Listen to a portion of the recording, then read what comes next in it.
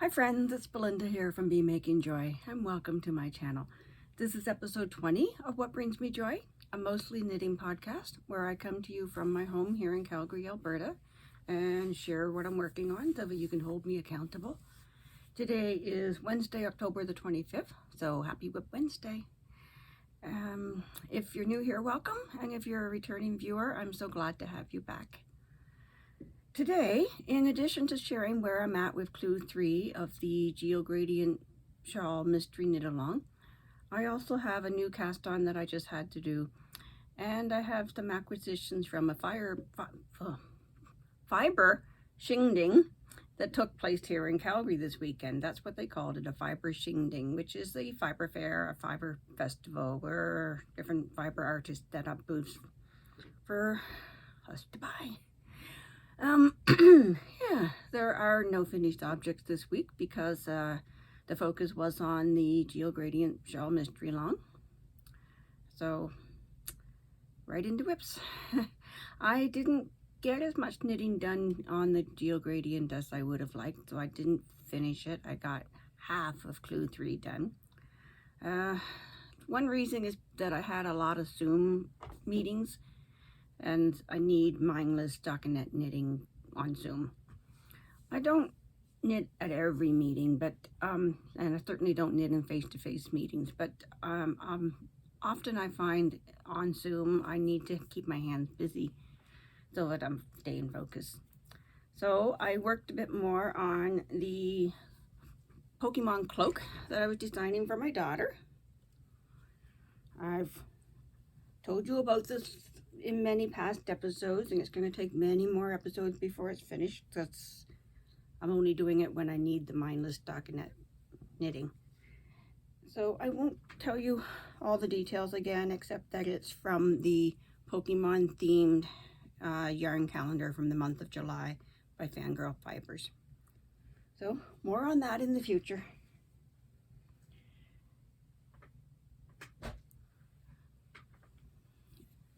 So, okay, the main attraction, the Geogradient Mystery Shawl Knit Along. I got half of Clue 3 finished. So, if you remember, Clue 1 was the square in the center, radiating love from the center outward. Clue 2 was these eyelet rows on either side. And just as I predicted, we've extended. We're still going outside to side, so the other half of Clue 3 sends us off this direction. But what I didn't expect was that we were going to bind off this portion in an I-cord bind off. So the same thing will happen over here, and then these stitches will get worked out for Clue 3. And I have all my ends to weave in. I did weave in all my ends on the center part, except for the center hole, because I'm still trying to decide whether I want to close that hole off or leave it as a hole. What do you think? I'm really enjoying this section. I've never done a texture like this before. This design is done by carrying the floats in the front of the work.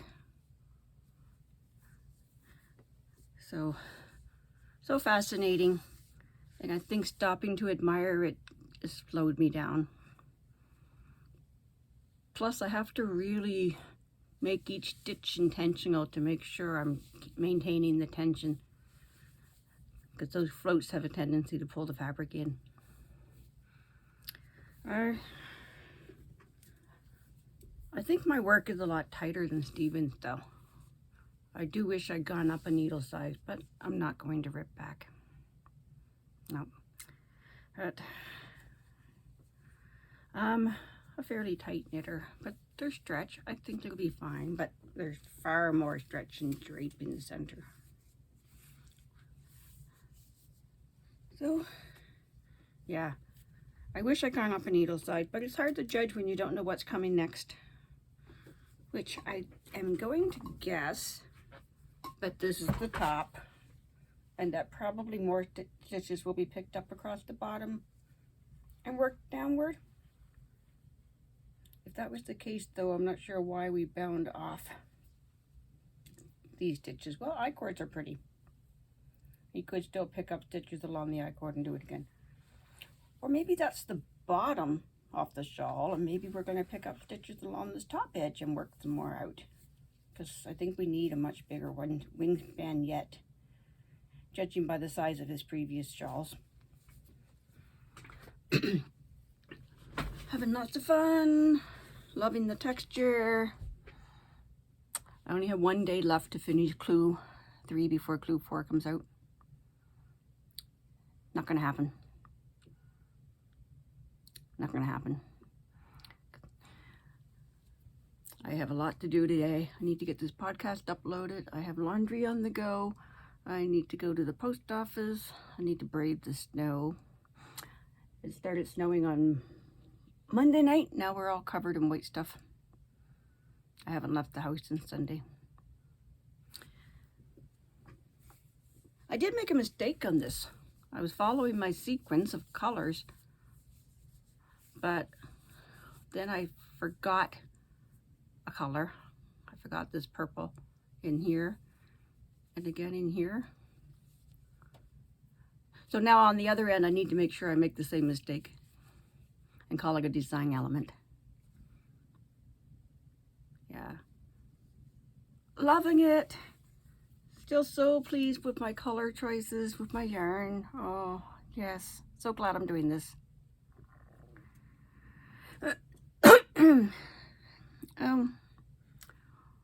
Well, yeah. Oh, I told you I didn't leave the house since Sunday. That's not true. I went to the hockey game on Tuesday night, which is why I had to cast on a new project.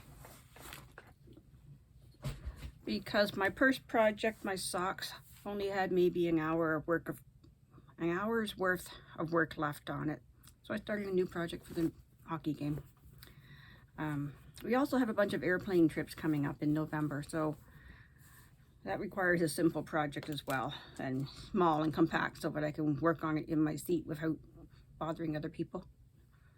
I keep my elbows in close to my side and knit away. So I decided I wanted to do a muscle burl. I've never done a muscle burl before. A muscle burl pattern by Yasota Teed. And at the Fiber Shindig this weekend, I decided to look for yarn for doing a muscle burl. And I found, here's the rest of my stuff. I found this one by Sea Turtle Fiber Arts. Sea Turtle Fiber Arts, here in Calgary they are. And this is a 75% superwash merino, 20% nylon, and 5% stellina. Can you see the sparkle from the stellina? I think that would look lovely in the winter snow. It's mostly gray, and then these pops of color.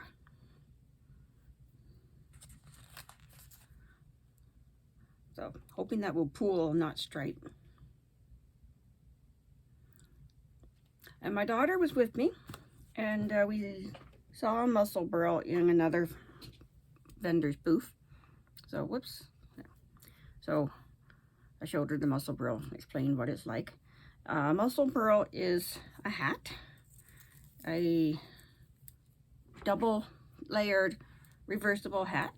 It starts at one crown, works in a tube, and then finishes at the other crown. So you can fold it up inside of itself. I'll pop a picture up on the screen. So you can fold it up inside of itself for a hat, a reversible hat. And if it's long enough, you can also fold the brim up over your ears. Then you wind up with 4 layers of fabric over your ears. So here's how the color's working up. I cast on Monday night. Took me a while to figure out that pinhole cast on.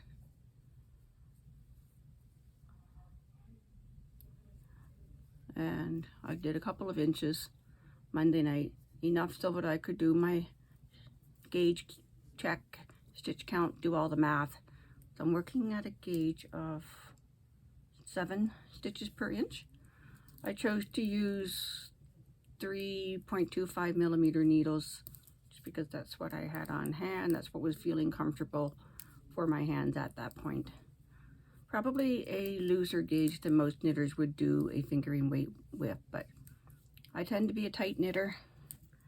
I get even tighter if the hockey game's exciting. So I did like that much at the game. It was not a very exciting game. We lost. Calgary Flames against the New York Rangers it was. Anyway, I didn't tell you about the rest of his hat. So after showing my daughter how it's reversible, she said, well, you need another color then for the other end, right? So we went looking and we found these.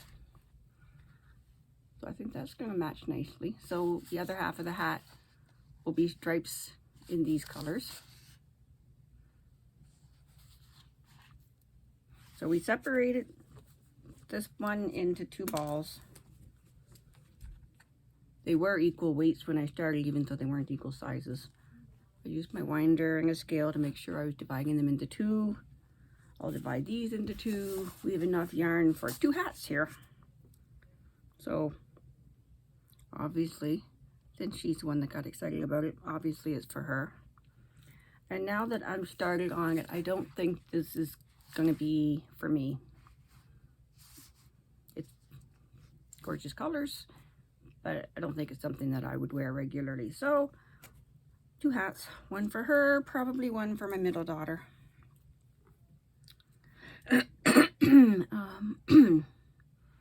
Yeah, probably my middle daughter. Would probably appreciate this. Last time she was home, she raided our mittens and hats cupboard.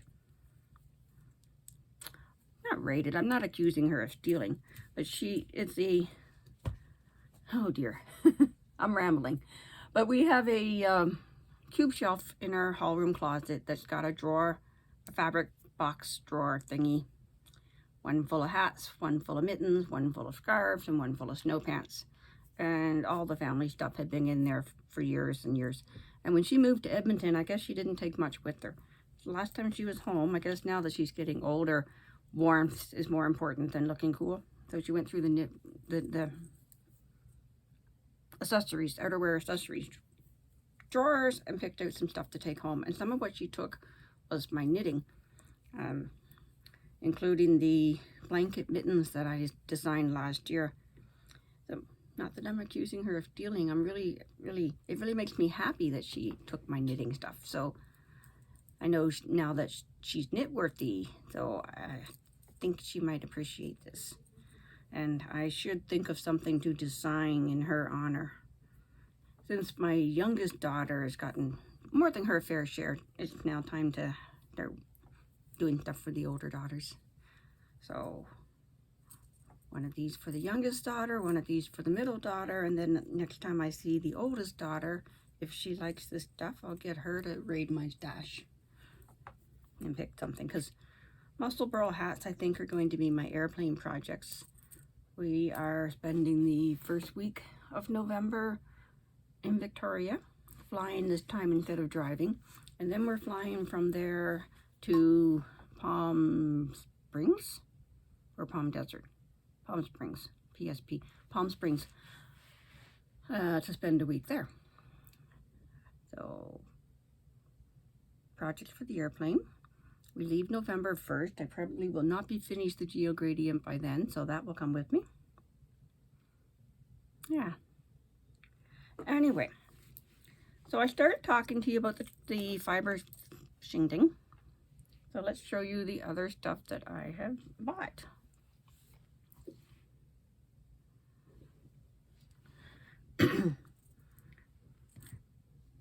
I didn't tell you these were from Poppy Yarn and Fiber, also based out of Calgary. The same fiber content as my sea turtle yarn is. 75% superwash merino. I can't read it now, but they're 20% nylon, 5% stellina. stellina is what makes it metallic. Oh, I was going to say about this yarn, about knitting it. My hands got so dry that the yarn kept catching on my hand. I think it's the stellina that's catching. And because I'm using Chiagos when they're fairly sharp points, they kept snagging the stellina. Nonetheless, I think it's worth it. I think this is going to be wonderful. Okay, so Poppy Fiber Arts, Sea Turtle Fibers. What else did I buy?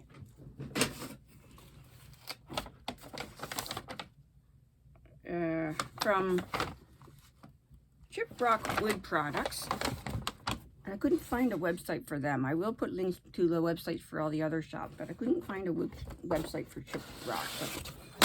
Whoopsie! Sorry here. Let's toss that out of the way. I got a double yarn buddy. Yarn skeins go on here and it spins so the yarn just freely comes off as you're knitting. I was wanting one. The last colorwork project I was working on, I wanted one. I think for 60 bucks this was an awesome deal, and it's gorgeous wood. Even though I have no colorwork projects planned in the near future, it will get used. Even when spinning from a spool to a cake, that would work. If you remember a while back, I was looking for a way to spin from my Host Coast cone into a cake, and I had a couple of fails. Anyway, so that's gorgeous. And from Knits by Tamara, I got this little, I'm not even sure what you would call it, is a tool for the interchangeable needles, for tightening the interchangeable needles. So it's got the little sharp point that goes into the hole on the cable, and it's got a grippy handle rather than the actual usual T-pins that usually come with the interchangeable handles, changeable needles. I think, yeah, rather than the usual T-pins that come with an interchangeable needle, this will be wonderful because it has this grippy handle. So it's by Tamara, also based in Calgary. And my daughter got a shawl cuff from her. And my daughter also bought a needle felt. My words, as always, I'm stumbling. My daughter also bought a needle felting snowman kit. No, not from her, from somebody else. Oh, I'll have to go look up who she bought that from. I think every artist at the Fiber Shindig was from Calgary. And oh, I've got a mug.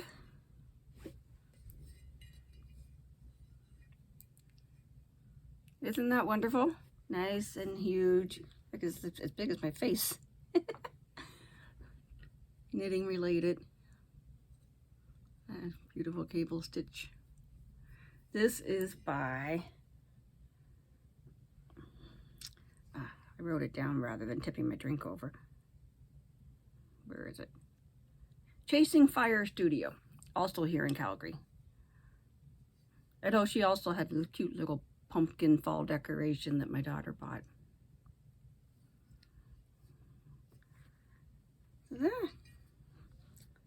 That's that.